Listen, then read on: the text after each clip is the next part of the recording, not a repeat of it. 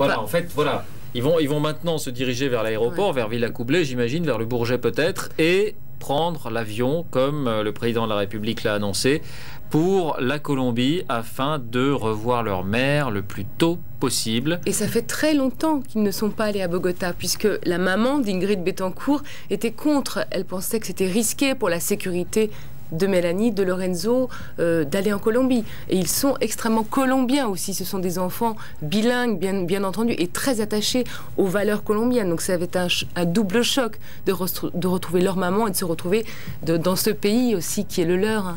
On n'entend pas les mots de Lorenzo et de Mélanie Deloy, mais ce qui retient l'attention quand même toujours sur ces enfants, c'est la maturité dont ils font preuve, y compris face à la caméra, pour savoir formuler, pour savoir exprimer leurs émotions avec ces mots-là. Ça fait grandir beaucoup. Ah oui. Lorenzo a 19 ans, il en avait 12, vous imaginez, c'était un petit garçon. Et il y a quelque chose de terrible dans la lettre d'Ingrid.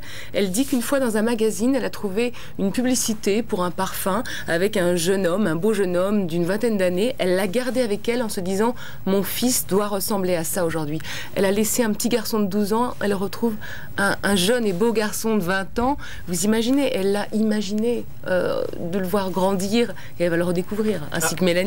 Alors on va continuer cette conversation et entendre aussi de nouvelles réactions. Il y en a beaucoup ce soir. Mais d'abord, on va s'arrêter un instant sur la personnalité d'Ingrid Betancourt, celle qui est libre ce soir, après plus de 6 années de détention. Qui est vraiment Ingrid Betancourt? Je vous propose de voir ou de revoir ce portrait signé Bernard Lebrun.